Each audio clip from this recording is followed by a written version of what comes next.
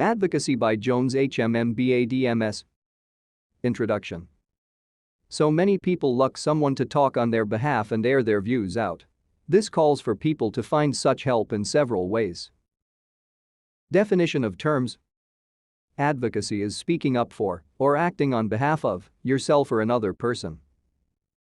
Advocacy is the act of arguing on behalf of a particular issue, idea, person or animal. An advocate is someone who speaks on behalf of yourself or other person. Purpose of advocacy. Advocacy is speaking up for, or acting on behalf of, yourself or another person. The other person is often receiving a service from a statutory or voluntary organization.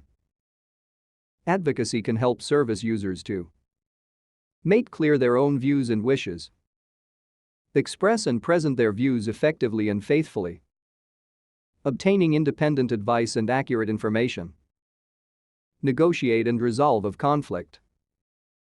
Some people aren't clear about their rights as citizens or have difficulty in fully understanding these rights. Others may find it hard to speak up for themselves, and advocacy may help to meet these needs. Advocacy can enable people to take more responsibility and control for the decisions which affect their lives.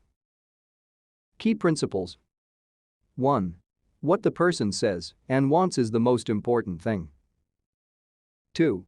Advocacy enables individuals to do more for themselves and lessens their dependency on other people. 3. Advocacy should help people to make informed choices.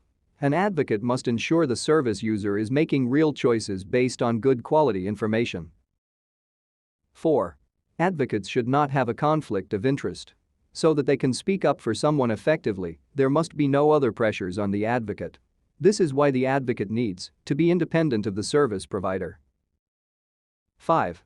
People must have choice about the type of advocacy they use. Service users should be able to choose the type of advocacy that suits them best. Some service users feel that they need one person who is willing to act on their behalf, whereas others will prefer the support of a group. Others will want to advocate for themselves, as far as is possible, with only the minimum of support. The choice of advocacy model will vary according to the person's needs. Code of practice for advocates. Why have a code of practice for advocates? 1. It sets out an agreed standard of service. 2. It tells people who want to use an advocate what they should be able to expect. 3. It tells other people, carers, family and staff, who provide services to the person, what an advocate can be expected to do or not do. 4. It can help advocacy groups to explain what they are trying to do and can be used as a training tool. It can also be used to train staff from statutory, voluntary or business organizations. 5. It helps advocates to understand their role and responsibilities. Code of practice for advocates. 1. An independent advocate will not be a member of staff of the organization providing the service to the service user. 2. The role of the advocate is to represent the views and wishes of the service user accurately and effectively. 3. Before agreeing to act as an advocate will always check that the role of advocacy is fully understood and this is what the service user really wants. This may involve setting out expectations from both sides. 4. An advocacy relationship will last for as long as both parties agree. 5. An advocate will agree in advance with the service user how contact will be made, how often and in what form it will take. 6. An advocate has a right to raise any issue on behalf of the service user. 7. An advocate does not need to agree with the service user, only to respect their view and express it accurately. 8. An advocate will not take on someone else's responsibilities, but they may encourage someone to do their job more effectively. 9. An advocate will always respect the service user's right to privacy and confidentiality. 10. If an advocate is unsure about what to do because of a conflict of interest, they should contact their advocacy group or manager for support and advice. The service user's interest should not suffer because of pressure placed upon an advocate. 11. Advocates will demonstrate respect for equal opportunities in all that they do. 12. The advocate's first loyalty is always to the service user they work with. 13. Advocates must demonstrate that they are there to encourage and help the service user manage their own affairs wherever possible. 14. An advocate must be prepared to undertake appropriate training and accept guidance. Advocacy organizations should have available copies of their code of practice for the public. Advocacy models. 1.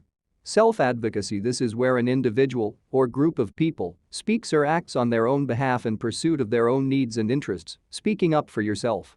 Speaking up may be difficult because of a disability or illness, or simply because people don't take service users seriously or think they are incapable of making decisions. 2. Citizen advocacy. This is where someone else speaks up on behalf of the service user or helps them to speak up for themselves. It is based on the idea of a valued citizen, i.e., someone who does not have a problem getting heard, working with a person who is discriminated against. The relationship may develop into friendship or just working together to develop the service user's skills or confidence to manage their own situation. Citizen advocates usually come from a recognized and coordinated scheme. 3. Crisis advocacy. This is where an advocate is found to help with a one-off difficult situation or crisis. The advocate may be someone who is already a citizen's advocate. 4. Peer advocacy. This is where service users who have experienced similar problems of not being listened to may help others to speak up for themselves. A peer advocate is likely to have a very good understanding of what other service users are going through. 5. Professional advocacy. This can mean experts in a professional field, such as lawyers, being commissioned to speak up on behalf of an individual service user or group. They may or may not receive payment for acting as an advocate.